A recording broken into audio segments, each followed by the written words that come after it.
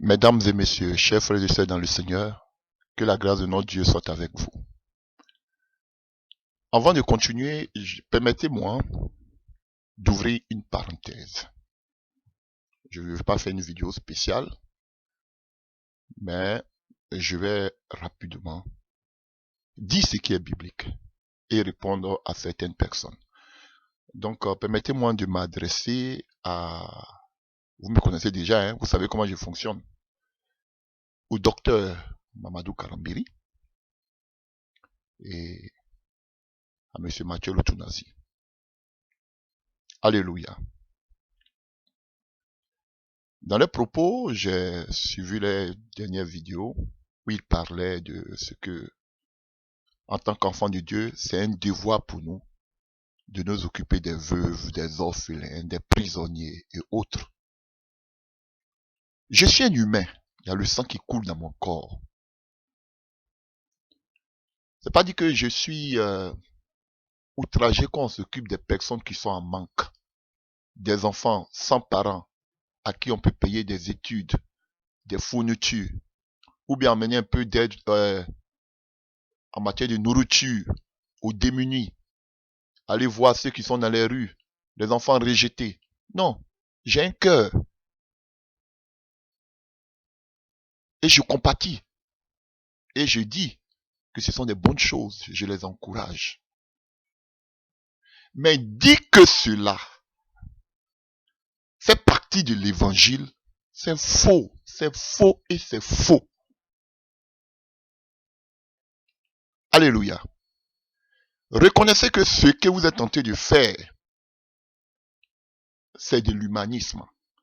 Les mêmes choses que vous faites, c'est les mêmes choses que fait et qu'on appelle Bill Gates. C'est les mêmes choses. Donc, s'il y a des bénédictions spirituelles ou bien, je ne sais pas, matérielles qu'on tire des actes que nous posons, Bill Gates aussi, il en rétise. Donc, si Dieu doit bénir, doit nous bénir parce qu'on s'occupe des veuves et des orphelins, c'est que Bill Gates aussi, il est béni. Oui. Je vous comprends. Parce que vous êtes des personnes, vous sautez du coq à l'âne. Quand ça vous arrange, la loi dit, l'Ancien Testament, la Bible dit. Alléluia. Quand ça ne vous arrange pas, vous sautez dans le Nouveau Testament, dans l'Évangile. Et vice versa. Et puis vous êtes des partisans de la dîme. Donc souvent, vous faites un amalgame. Sinon de vous à moi, parlons de veuves, des orphelins, des étrangers, vous ne trouverez aucun passage biblique qui en parle dans le Nouveau Testament. Paul n'a même pas parlé de ça. Paul recueillait les offrandes des autres églises et il amenait au milieu des frères qui résidaient à Jérusalem. C'est tout. Même Jésus, je vais parler brièvement des passages sur lesquels il s'appuie, a parlé durant son existence sur la terre, il a mentionné le mot orphelin une seule fois. Monsieur le docteur, monsieur Karambiri. Une seule fois. Et cela, nous allons le voir dans le livre de Jean 14, à partir du verset 18. Jean 14, à partir du verset 18. Rapidement, que nous dit Jésus? Il dit quoi? Non, je ne vous laisserai pas comme des orphelins, mais je reviendrai vers vous. Alléluia. Et ici, Jésus fait allusion à quoi? Jésus fait allusion à la promesse du Saint-Esprit. Il ne va pas nous laisser orphelins parce qu'il est notre Père, mais il va nous donner son esprit qui va vivre en nous pour nous aider dans les moments de preuve jusqu'à ce qu'il revienne. Voici ceux sur lesquels vous devez plus vous apitoyer pour prêcher la présence de Dieu en nous, la puissance de Dieu en nous, mais vraiment nous sommes orphelins parce qu'on voit que vous tous ces prédicateurs, vous parlez moins de la manifestation de la puissance du Saint-Esprit aujourd'hui dans l'église. Vous n'en parlez même plus. Voilà. En quoi l'église est orpheline sans l'Esprit de Dieu? Concernant les orphelins, il n'a pas dit que nous sommes orphelins parce qu'il nous manque à manger. Non. orphelin par rapport à sa présence, son esprit. Voici la seule mention où Jésus parle des orphelins. Parler des orphelins, des veuves, alléluia, et des étrangers, c'était une pratique de la loi. Vous ne le ferez jamais dans le Nouveau Testament. Ils sont des docteurs dont je les défie devant le monde entier, qu'ils me montrent un passage dans l'Évangile qui parle des veuves, des orphelins et des étrangers. Ils ne vont pas trouver. Ils ne vont pas trouver, monsieur le docteur. Donc arrêtez de nous... Vous nous menez en bateau. Pour ceux qui ne sont pas, par la grâce de Dieu, bon, si je peux m'exprimer ici, qui ne sont pas assis dans la foi. Comme vous êtes des populistes, vous avez le langage facile, vous pouvez, alléluia, vous-même vous connaissez comment vous pouvez manipuler les gens au travers. Mais nous autres, non. Donc, comme vous êtes des docteurs, je vous ramène sur la parole. Voici la seule fois où Jésus parle de l'orphelin. Pour parler de la promesse de l'Esprit Saint. Il ne va pas nous laisser orphelins. Donc, si vous voulez parler de l'orphelin, vous devez plus parler de l'Esprit de Dieu. Alléluia. De notre Père qui va venir nous consoler. Alors, il a pris un autre passage. Il a pris un passage dans le livre de Matthieu 25, à partir du verset 36. Mais là, je vais parler de ça tout à l'heure. Mais avant ça, ils aiment beaucoup parler du livre de Jacques. On rentre rapidement dans le contexte historique. Jacques 1, à partir du verset 27. Brièvement, excusez-moi. Jacques 1, à partir du verset 27. Que disent-ils? Que dit la parole?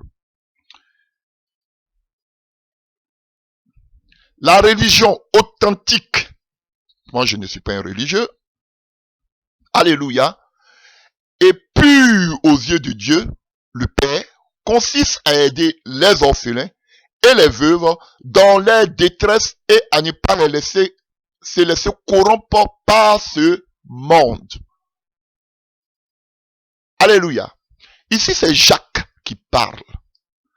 N'oublions pas que Jacques, Jean et Pierre étaient les colonnes de l'église. Et ils étaient à Jérusalem. Ils étaient les premiers responsables de l'église de Jérusalem qui étaient en majorité que des juifs. Alléluia. Et vous voyez à qui Jacques amène cette lettre. Prenez Jacques 1 à partir du verset 1. Salutations, Jacques, serviteur de Dieu et du Seigneur Jésus-Christ, le frère de Jésus-Christ dans la chair. Salut les 12 tribus dispersées du peuple de Dieu. Le peuple, le Dieu d'Israël. Le peuple de Dieu qui est Israël. Donc il s'adresse aux 12 tribus d'Israël qui étaient dans la dispersion, qui étaient dans la diaspora. Il s'adresse pas aux chrétiens. Parce que Jacques, Jean et Pierre étaient les responsables de l'église de Jérusalem qui étaient en majorité que des juifs. On voit quand Paul arrive, alléluia, à Jérusalem, alléluia, vous voyez comment il se comporte quand il arrive, je crois, avec Timothée, alléluia, et on disait qu'il a envoyé un grec, c'était des juifs, et il entrait dans le temple, alléluia. Et vous voyez les recommandations qu'on donne à Paul dans le livre des Actes 15, alléluia. La conférence de Jérusalem, que les gens devaient s'abstenir des viandes qu'on appelle, si vous voulez, on peut le lire.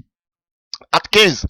Toutes ces recommandations qu'on donnait à Paul, là, de fuir l'impudicité et autres, parce qu'on savait qu'il était vraiment pas, il était en tout temps au milieu des Grecs, et on savait qu'ils étaient poussés, ils étaient accros à l'impudicité et autres, et on leur demandait aussi de s'abstenir des viandes étouffées et autres.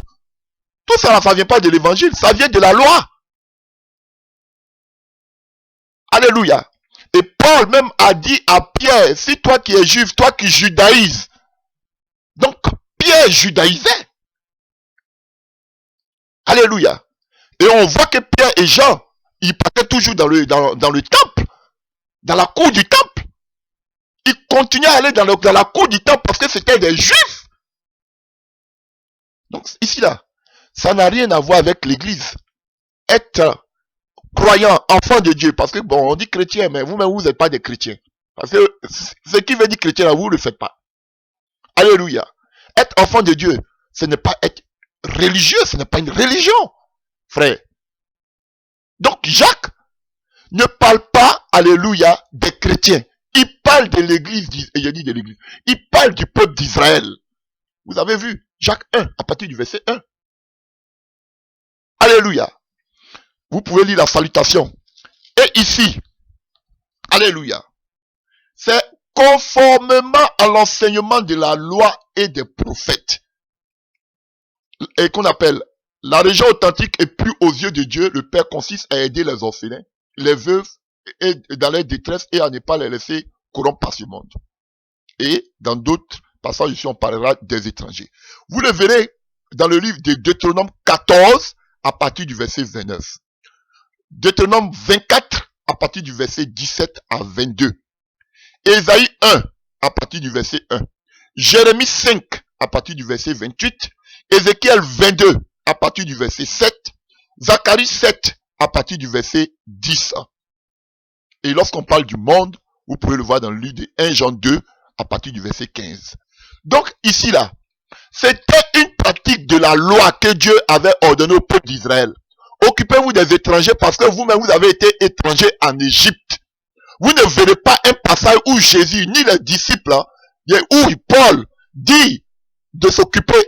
Et puis quand vous prenez, on voit les recommandations que Paul donnait à Tite, à Timothée. Il parlait des veuves qui étaient pas dehors de l'église, mais qui étaient dans l'église. Il disait qu'elle devait, comme on puisse l'aider un peu, elle devait atteindre un certain âge. Mais c'était dans l'assemblée. C'était pas des gens qui étaient dehors. Frère, je ne suis pas contre, je suis humain. On peut aider les gens. On peut le faire. Chers frères et sœurs. Mais, dire que c'est dans l'évangile, c'est archi faux. C'est une fausse doctrine. Venez me le prouver. Venez me le prouver. Alléluia. Alors, donc nous poursuivons. Alléluia. Et vous allez voir, nous on n'est pas sauvés par les œuvres. Vous allez voir que Jacques parle beaucoup des œuvres. Alléluia. Israël sera sauvé par les œuvres. Mais nous on est sauvés par la foi. Mais Jacques, vous voyez combien d'œuvres il faisait à Jérusalem avec tous ces juifs là. Ils obéissaient encore à la loi. Alléluia. Parce qu'ils étaient des juifs. Voilà pourquoi ils ont dit à Paul, nous on va s'occuper des juifs, mais toi, tu seras l'apôtre, alléluia, des non-juifs. Donc, nous, notre apôtre là, c'est Paul. C'est pas Jean, c'est pas Jacques, c'est pas Pierre. Et ils étaient l'apôtre, ils étaient les apôtres, alléluia, les colonnes de l'église de Jérusalem qui étaient en majorité des juifs. Voilà pourquoi Jacques, dans sa salutation, il salue tous les juifs de la dispersion, de la diaspora. Voilà, c'est pas nous, il salue. Donc, laissez Jacques en paix. Ça, c'est un. Alors, et puis pour finir, le docteur Mamadou Karambiri prend le livre de Matthieu 25 à partir du verset 36. Matthieu 25, lui et puis son acolyte, alléluia, c'est la même gamme, hein, tout nazi, alléluia. Matthieu 25, verset 36. Vous voyez, ils sont tous des rusés. Et derrière ces activités-là, ils engrangent de grands biens, de grandes ressources financières, des mannes financières. Nous avons des orphelinats, nous avons ceci, nous avons cela, on a besoin d'aide financière. Et puis, c'est normal. Alléluia. Et ils s'engagent beaucoup d'argent, ils ont beaucoup d'argent parce que les gens les aident. C'est une politique. Voilà. Comme le gourou de Paris. Voilà, on a été de faire ça, on montre les images sur le net. Vous voyez, voici des enfants de qui on s'occupe. Et puis les gens, ils sont des humains. Ils compatissent et ils envoient de l'argent. Je vais vous dire à 100%, je préférais que vous envoyez de l'argent à des personnes qui vont dans les fonds coins et dans les fonds recoins du monde pour annoncer l'évangile, que de donner l'argent à ces vampires là. Même lui qui dit qu'il vient retourner la parole qui est à Paris là. C'est pas des bêtises. Moi je le dis. Financez ceux qui vont jusqu'aux extrémités de la terre pour annoncer l'évangile. Voici notre mission. dit qu'on doit s'occuper des veuves, des orphelins, des étrangers. Chers frères et sœurs, humainement, ce n'est pas mauvais, c'est de l'humanisme. Même les païens le font. Celui qui le fait plus, c'est Bill Gates. Il a une fondation. Alléluia. Mais il n'est pas chrétien. Dit que c'est dans l'évangile, c'est faux. C'est une recommandation de la loi qui vient me prouver le contraire. Alors, finissons rapidement. Il prend Matthieu 25, verset 36. Bon, il a survolé, hein. Comme ça, comme ils savent bien le faire, ces docteurs. Ils aiment embrouiller les gens par la parole. Ils sautent toujours du coq à l'âne. Matthieu 25, à partir du verset 36. Ce n'est pas mon thème, mais on est obligé. Matthieu 25, à partir du verset 36. Que dit la parole? À partir du verset 36. Alléluia. Jésus dit quoi? À partir du verset même, on peut prendre un peu plus haut. Venez vous qui êtes bénis par mon Père. Prenez possession du royaume qu'il a préparé pour vous depuis la création du monde. Verset 35 de Matthieu 25. Car j'ai souffert de la faim et vous m'avez donné à manger. J'ai eu soif et vous m'avez donné à boire. Accueilli chez vous. J'étais nu et vous m'avez donné des vêtements. J'étais malade et vous m'avez soigné. J'étais en prison et vous êtes venus à moi. Alors les justes lui demandaient, mais Seigneur, quand avons-nous vu avoir faim et t'avons-nous donné à manger? Ou avoir soif et t'avons-nous donné à boire? Ou étranger et t'avons-nous accueilli? Ou nu et t'avons-nous vêtu? Ou malade ou prisonnier et nous sommes venus te rendre visite? Et le roi leur répondra, vraiment, je vous l'assure, chaque fois que vous avez fait cela, au moins de mes frères que voici, c'est à moi-même que vous l'avez fait. Puis il se tourna vers ceux qui seront à gauche, retirez-vous de moi, vous qui Dieu a maudit, et allez dans le feu éternel, préparé pour le diable et ses anges, car j'ai souffert de la faim et vous m'avez rien donné à manger. J'ai eu soif et vous m'avez rien donné à boire. J'étais un étranger et vous m'avez pas accueilli chez vous. J'étais nu et vous ne m'avez pas donné des vêtements. J'étais malade et en prison, vous n'avez pas pris soin de moi. Alors il lui demandait à leur tour, mais Seigneur, quand avons-nous vu souffrant de la faim ou de la soif? Quand avons-nous vu étranger ou malade ou en prison et avons-nous négligé de te rendre visite? Alors il répondra, vraiment, je vous l'assure, chaque fois que vous n'avez pas fait cela, au moins de ce que voici, c'est à moi que vous avez manqué de le faire. Et ils s'en iront au châtiment éternel, tandis que les justes entreront dans la vie éternelle. Chers frères et sœurs, voici un passage qu'on prend pour nous embrouiller. Alléluia. Chers frères, ici, comprenez le contexte. Jésus parle avec les pharisiens, qu'on va voir tout à l'heure. Il parle avec les pharisiens. On sait que selon Malachi et selon, alléluia, selon Michée 4, à partir du verset 3, Dieu est le juge de toute la terre, de tous les peuples. Et on nous dit qu'il divisera ceux qui sont à sa droite et ceux qui sont à sa gauche. Que vous pouvez voir dans le chapitre 13 de Matthieu. Chapitre 13 de Matthieu, rapidement. Alléluia. Chapitre 13, à partir du verset 30. Chapitre 13, à partir du verset 30. Que dit-il ici? Alléluia. Que je cherche rapidement. Alléluia. À partir du verset 30.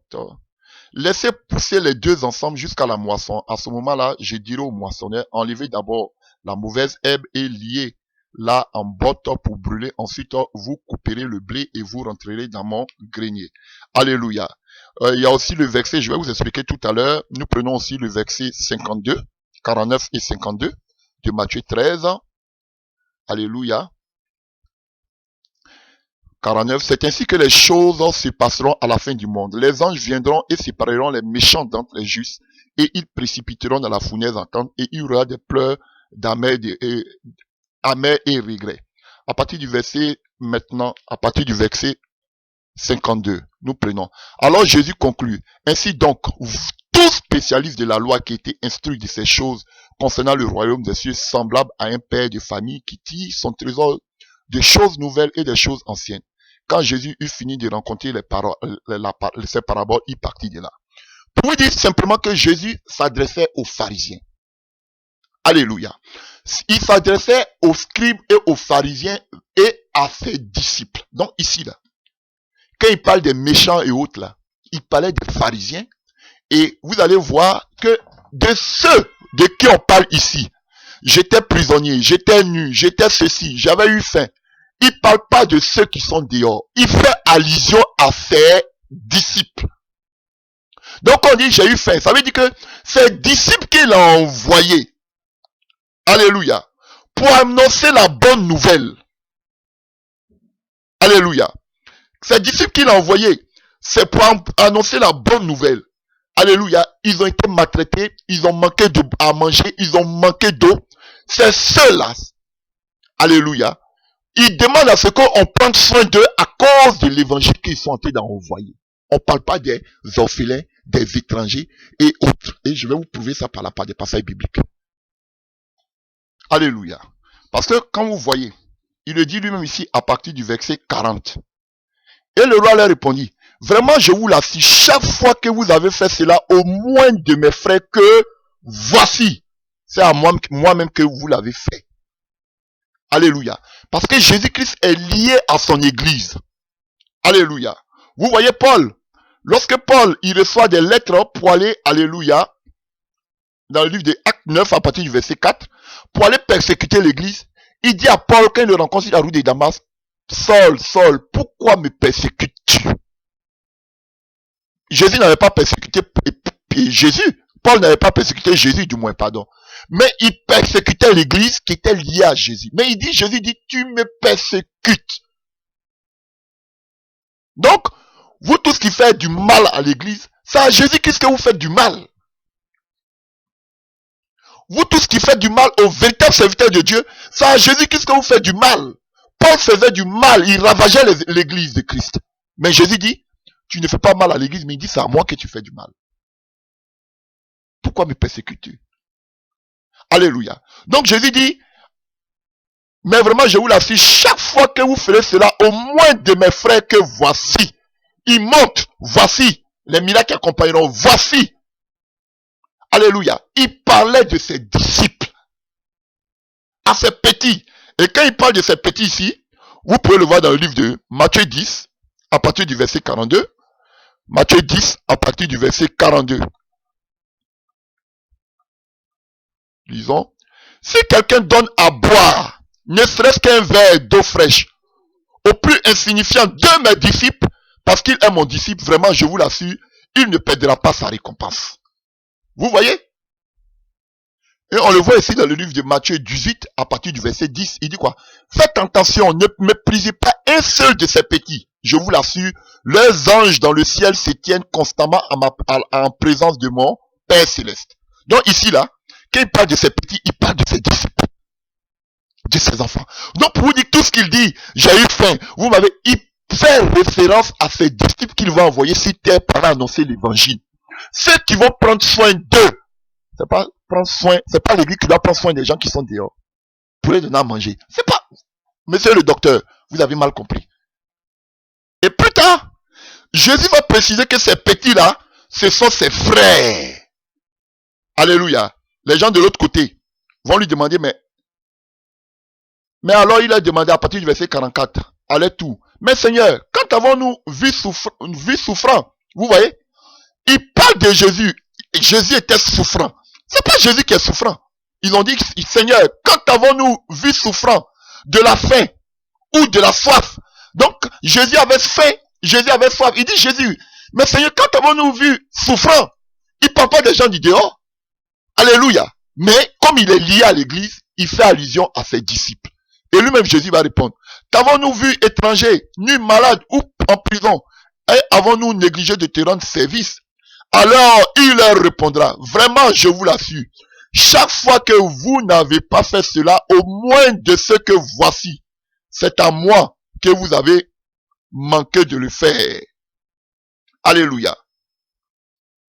Donc Jésus précise encore à ceux-là, si vous n'avez pas fait cela à ceux-là, vous ne les avez pas donné à manger quand ils avaient faim, vous n'êtes pas allé les rendre visite, qu'ils étaient en prison. C'est à moi que vous avez fait. Et il est présent. Il parle de ses disciples. À partir du verset 40, il dit que ces petits-là sont ses frères. Vraiment, je vous l'assure. Chaque fois que vous avez fait cela, au moins de mes frères que voici, c'est à moi-même que vous l'avez fait. Donc, on peut voir toujours Matthieu 12, à partir du verset 50. Matthieu 28, verset 10 plutôt. Jésus a ressuscité. Il dit alors quoi aux femmes? Matthieu 28, verset 10. Il dit, alors Jésus leur dit, n'ayez aucune crainte. Allez dire à mes frères qu'ils doivent se rendre en Galilée et c'est là qu'ils me verront. Donc Jésus dit à ces femmes-là d'aller dire à ses frères qu'ils vont le voir en Galilée. Il parle de qui ses frères? Ce sont les disciples. Chers frères et sœurs, et nous continuons. Quand nous prenons Matthieu, rapidement, alléluia. Matthieu 10, à partir du verset 11. Chaque fois que vous arrivez dans une ville ou un village, faites-vous indiquer quelqu'un de recommandable et restez chez lui jusqu'à votre départ de la localité. En franchissant le seuil de la maison, saluez ses occupants et dites que la paix soit avec vous. S'ils sont dignes, qu'elle repose sur eux. Sinon, qu'elle vous revienne. Si dans une maison ou dans une ville où on ne veut pas vous recevoir ni écouter vos paroles, quittez la maison ou la ville en secouant la poussière de vos pieds. Vraiment, je vous l'assure, au jour du jugement, les villes de Sodome et de Gomorrhe seront traitées avec moins de rigueur que les habitants de ces lieux-là. Ça, c'est grave. C'est terrible. Donc, les serviteurs de Dieu, les enfants, les disciples de Jésus, qui vont en mission pour aller annoncer l'évangile, s'ils arrivent d'un coin qu'on ne les reçoit pas, si on les reçoit, que la bénédiction soit. Si on ne les reçoit pas, il dit secouez qu'on appelle la poussière de vos pieds. Que à cause de ceux qui n'ont pas reçu les enfants de Dieu, les disciples de Jésus qui étaient venus annoncer l'évangile, ils vont recevoir leur récompense le jour du jugement. Ils seront jugés. Et puis il dit plus sévèrement que Sodome et Gomorrhe. Parce que tout simplement, tu allais annoncer l'évangile. Quelqu'un qui devait t'ouvrir l'hospitalité, t'a pas offert l'hospitalité. Pour cela, ils seront jugés sévèrement. C'est ce que Jésus a dit ici. Alléluia. Ici, là, on ne parle pas des péchés. Hein. Le fait qu'ils ont négligé seulement des vrais enfants de Dieu qui sont venus annoncer l'évangile, ils seront jugés graves. Plus que Sodome ou Gomorrhe. C'est de ça qu'on parle ici. Alléluia. Voilà pourquoi on dit, mais maître, Seigneur, quand toi tu as eu faim, puis on t'a pas chose. On ne parle pas des gens d'idiots, des étrangers ou autres. Quand tu étais étranger, puis on t'a pas reçu. Voilà ça. On va dans des lieux comme des étrangers. Ils ne nous reçoivent pas. Alléluia. Quand tu as eu soif et puis on t'a pas donné, on a lu. Celui qui donne un verre d'eau fraîche. Mais quand tu as eu faim et puis on t'a pas donné. Alléluia. Quand tu étais emprisonné, parce que beaucoup de chrétiens ont été emprisonnés à cause de l'évangile. Et Jésus dit, c'est pas de moi il s'agit. Mais, je parle de mes disciples, de mes frères, de ces petits-là, qui sont mes disciples. Chaque fois que je vais les envoyer par là annoncer l'évangile, si vous ne les donnez pas à boire, vous ne les donnez pas à manger, alléluia, vous ne les donnez pas un logis où ils peuvent se reposer jusqu'à ce que leur mission soit accomplie, alléluia, si on les emprisonne, si vous ne partez pas les rendre visite, vous serez jugés terriblement. Il ne fait pas allusion aux non-croyants. Il parle de ceux qui vont annoncer l'évangile. Donc de ceux qu'on doit plus s'occuper, c'est ceux qui s'en vont annoncer l'évangile. C'est pas ceux qui sont démunis, ceux qui n'ont pas de papa ou de maman, ou bien ceux qui ont perdu leurs parents, ou bien ceux qui sont dans le besoin. Il fait allusion ici à ces petits-là, à ses frères, aux disciples, aux chrétiens qui vont annoncer souffrir pour l'évangile. On doit prendre soin d'eux. Voici ce que Jésus a dit ici. Vous renversez l'évangile. Voyez encore que Jésus parle, quand il parle du frère, il parle du chrétien. Alléluia. Donc Jésus dit ici, dans le livre de Matthieu 18, à partir du verset 15, si ton frère s'est rendu coupable à ton égard, va le trouver et convainc-le de sa faute. Mais que cela se passe en tête à tête. S'il te coûte pas, s'il te coûte, tu auras gagné ton frère. S'il ne te coûte pas, reviens le voir en prenant avec toi une ou deux personnes. Pour que tout ce qui sera dit soit appuyé sur des déclarations de 2 ou 3 témoins. S'il refuse de les écouter, dis-le à l'église. S'il refuse de recruter l'église, mets-le sur le même plan que les païens et les collecteurs d'impôts. Voilà. Donc, le frère, c'est ton frère en Christ. Voilà. On parle ici d'église. Les païens font pas partie de l'église. Lui-même, il a dit, confie-le aux païens. Les païens font pas partie de l'église. L'église, c'est pour des gens qui sont nés de nouveau. On parle ici de l'église. Il parle ici de l'église locale. Alléluia. Donc, les frères là, il dit ça, mes frères, que vous faites ceci. Il parle des disciples. Lorsque tu acceptes Jésus-Christ dans ta vie comme ton Seigneur et ton Sauveur, tu vis en nouveauté de vie, tu vis une vie consacrée. Alléluia. Mais voilà, tu es un frère. Alléluia.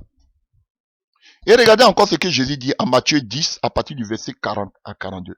Si quelqu'un vous accueille, vous avez compris, c'est moi qui l'accueille. Vous avez compris. Il dit, j'étais étranger. Nous t'avons pas, on t'a pas accueilli. Si quelqu'un vous accueille, c'est moi qui l'accueille. Il parle à ses disciples. Or, celui qui m'accueille, accueille celui qui m'a envoyé. Celui qui accueille un prophète parce qu'il est un prophète recevra la même récompense que le prophète lui-même. Hein?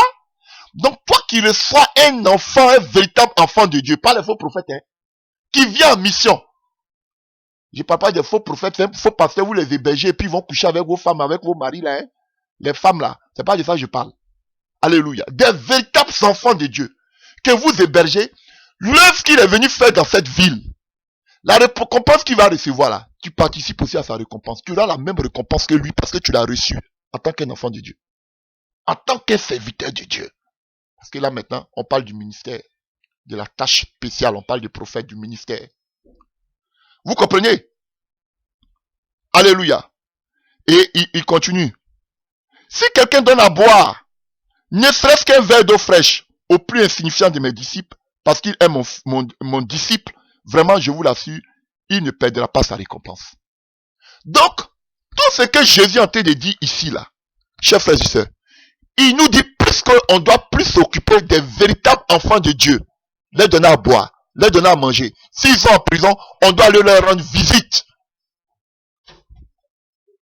Quand vous voyez à partir du verset 40 de Matthieu 25 que nous avons lu, vraiment, je vous l'assure, chaque fois que vous aurez fait cela, au moindre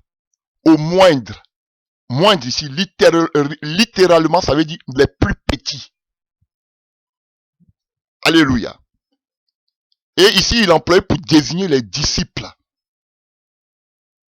Vous voyez, chers frères et sœurs. Donc, pour vous dire que ce que Jésus emploie ici, on ne parle pas des orphelins comme l'Ancien Testament. On ne parle pas des orphelins qui ne connaissent pas Dieu. Même bien vrai qu'ils soient orphelins, on ne parle pas des veuves qui ne connaissent pas Dieu. Alléluia, on ne parle pas des non-croyants. On fait allusion ici à la mission du serviteur de Dieu, à la mission du disciple de Jésus. De qui on doit prendre soin. Du disciple de Jésus, à qui on doit donner à manger, à qui on doit donner à boire, à qui on doit donner un logis pour qu'il puisse accomplir sa mission, à qui, lorsqu'il est en prison, on doit aller rendre visite. Ça n'a rien à voir avec les païens. C'est la sorcellerie. Maintenant, ça peut être une stratégie d'évangélisation. Ça, c'est vous qui le voyez. Mais dire que ça fait partie de l'évangile, c'est faux. Alors, avant de finir, alléluia, on va lire un peu ces quelques passages dont Jacques en parle. Jacques 1 à partir du verset 27 que nous avons dit. On va lire quelques passages dans le livre, dans l'Ancien Testament. On va prendre Deutéronome 14, verset 29. Deutéronome 14 à partir du verset 28 à 29. Tous les 3 ans, vous préleverez toute la dîme des récoltes de cette année.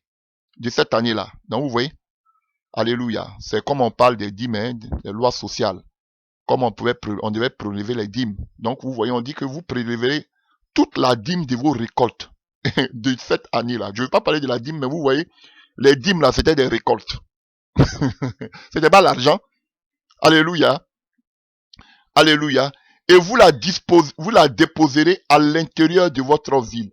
Alors les Lévites qui n'ont pas de patrimoine foncier comme vous, viendront ainsi que les immigrés, les orphelins et les veuves qui habitent dans votre ville, et ils mangeront à satiété. Alors l'Éternel, votre Dieu, vous bénira dans tous les travaux que vous entreprendrez. C'est la loi. Ce sont des lois sociales. Ça n'a rien à voir avec l'évangile.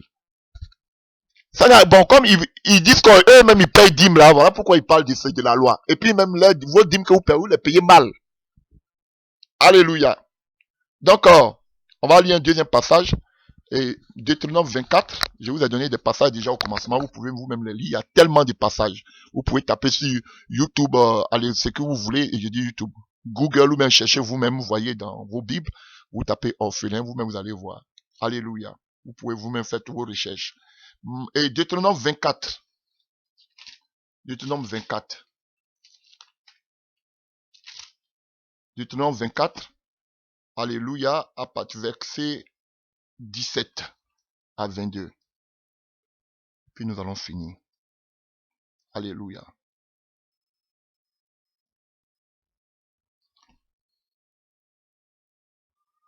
J'ai dit Deutéronome 24, verset 17. Deutéronome 24, verset 17. Voyons. Tu ne forceras pas le cours de la justice au détriment d'un immigré ni d'un orphelin. Et tu ne prendras pas en gage le vêtement d'une veuve. Rappelez-vous que vous avez été esclaves en Égypte et que l'Éternel votre Dieu vous en a libéré. C'est pourquoi je vous ordonne d'agir ainsi. Quand tu moissonneras ton champ, si tu oublies une gemme dans le champ, ne retourne pas pour la ramasser. Laisse-la pour l'immigré. Alléluia. Ce qu'ils ont fait, ce que Boaz a fait avec Ruth. Il demandait à ses serviteurs que lorsque vous moissonnez, laissez tomber des gemmes pour qu'elle puisse les prendre. Parce qu'elle était immigrée. Voilà. Alléluia.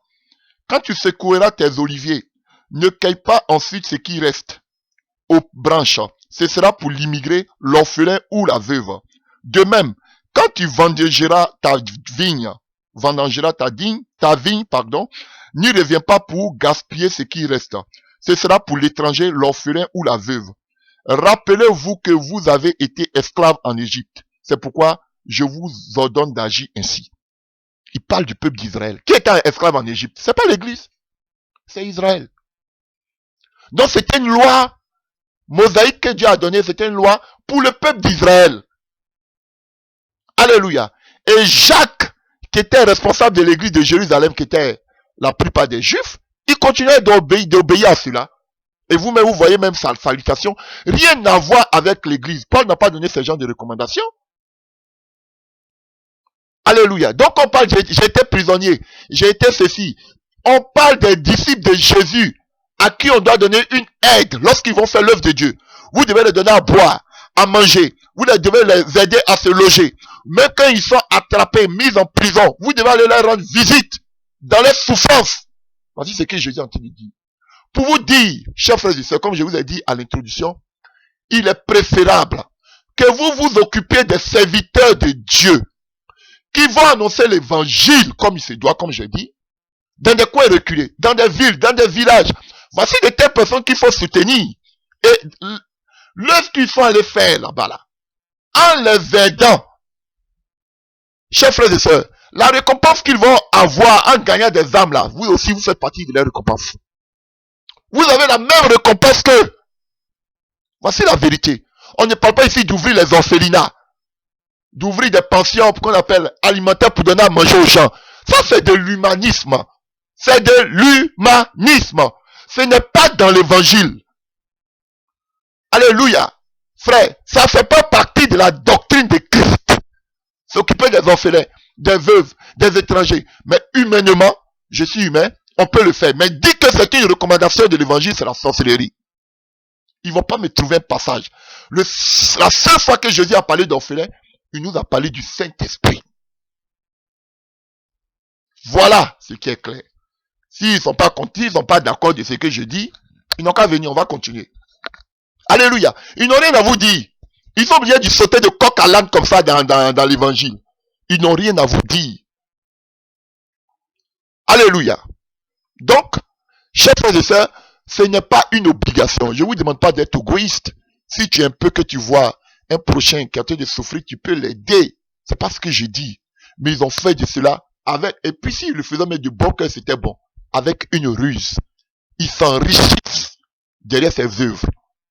Ils vous montrent des photos, ils vous montrent des vidéos. Alléluia. Pour montrer qu'ils font des bonnes œuvres.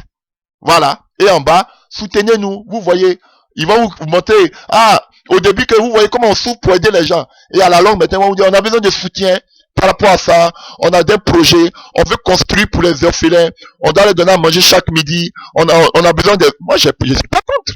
Moi, j'ai toujours donné mes habits aux gens. Dans le passé, mais je ne le fais pas maintenant. Parce qu'il y a trop de sorciers là. Alléluia. Il y a un pasteur qui appelle des sorciers. Alléluia. Voilà. C'est ce que je suis en train de dire, chers frères et sœurs. On peut le faire. Humainement. Alléluia.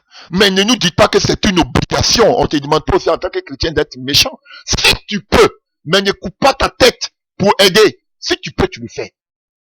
Mais ce n'est pas une obligation. Mais ce que Jésus nous donne comme recommandation formelle, c'est qu'on doit plus aider ceux qui annoncent son évangile. Ah, c'est ça qui est la vérité.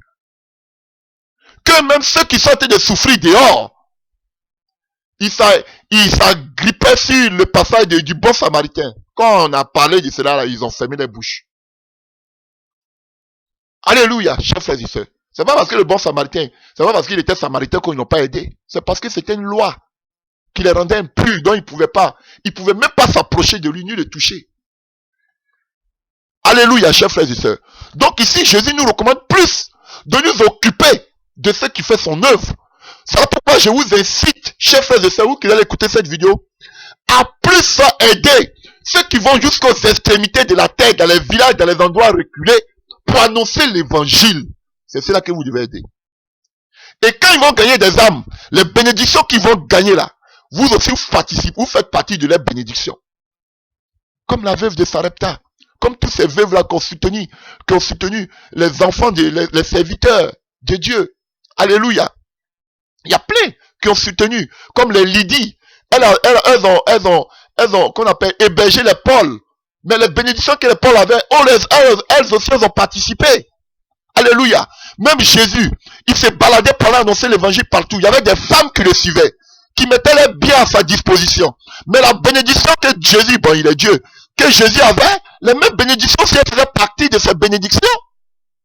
Alléluia. Et il a parlé de Marie de Magdala, il dit partout où on sera, on parlera d'elle. Parce que là, cette femme pécheresse, elle est venue mettre, alléluia, et qu'on appelle le parfum sur les pieds de Jésus avant même que Jésus-Christ ne meure et qu'il soit ressuscité.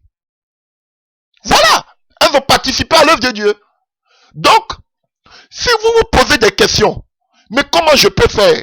Je ne sens pas que je suis appelé à prêcher et autres. Mais qu'est-ce que je dois faire? Je souffre en dedans. Et la solution qu'ils ont trouvée pour vous, amenez-nous de l'argent, on va soutenir ceux qui souffrent dans le monde. Ça, c'est de l'humanisme. Les gens qui ne sont pas chrétiens, là, ils le font déjà. Ma soeur, mon frère, tu brûles en toi de vouloir aider par rapport à l'œuvre de Dieu. Tu sais ce que je vais te préconiser? Prie le Seigneur.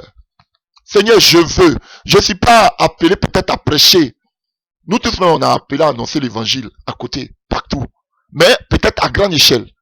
Mais j'ai des petits moyens, je vais faire ton œuvre. Qu'est-ce que je dois faire? Prie Dieu qu'il t'oriente. Soutiens des frères, des sœurs. Soutiens des véritables serviteurs de Dieu et servants de Dieu, à qui Dieu a donné le fardeau d'aller jusqu'aux extrémités de la terre pour annoncer l'évangile. Voici de telles personnes que vous devez soutenir.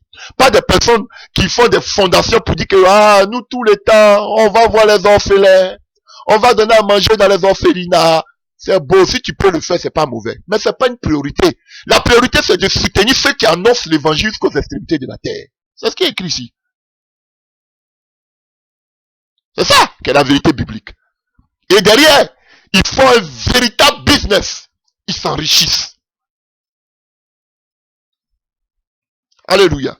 Ce message, c'est pas pour que vous soyez aussi radins. C'est pas ce que je dis. Mais, ils disent qu'ils veulent prêcher l'évangile. Donc, je leur parle de l'évangile. Voilà. Donc, si c'est que Dieu vous bénisse. J'espère que cela vous a fait du bien. Donc, j'attends les gourous là, les docteurs. Pardonnez. Si vous voulez rétorquer, ne sautez pas du coq à l'âne. Montrez-moi, posez-moi une prédication, un message à partir de l'évangile. Concernant les orphelins, concernant les veuves et concernant les étrangers. Dans l'évangile, ne partez pas d'anciens, ne venez pas, ne nous embrouillez pas. Vous dites, vous êtes des docteurs, non? Montrez-moi à partir de la lumière de l'évangile.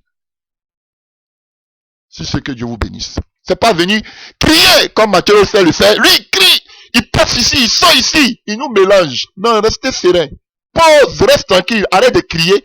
Et puis pose un enseignement sur l'évangile tranquillement. Avec des passages à l'appui. Concernant ce que vous dites.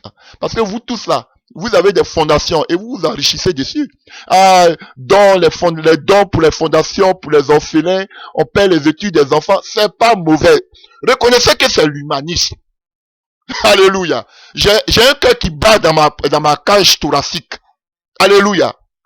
Donc, je sais qu'on peut le faire. Mais dès que ça fait partie de l'évangile, c'est la sorcellerie. C'est ce que je dis. Voilà. Donc, chers frères et sœurs, mesdames et messieurs, pour conclure, entre quelqu'un qui va annoncer l'évangile jusqu'aux extrémités de la terre, et puis des gens qui vous disent qu'ils ont fait une fondation, on amené l'argent pour qu'on puisse payer, qu'on appelle, l'école des gens qui ne sont pas des gens qui ont perdu leur papa, leur maman, ou bien qui sont des orphelins, ou bien des gens qui ne sont pas convertis. Frère, bibliquement parlant, il faut soutenir ceux qui vont jusqu'aux extrémités de la terre. Maintenant qu'il vient me montrer le contraire, il vient me prouver le contraire. Alléluia. Et vous voyez que même quand Paul prenait les offrandes pendant à Jérusalem, c'était pas pour aider ceux qui étaient dehors, hein. C'était pour aider seulement que les chrétiens. Voilà. C'est ça qui est concernant les offrandes, les dons et autres. C'est ce qui est biblique. Lisez. Actes des apôtres. Lisez. Alléluia. Que Dieu vous bénisse.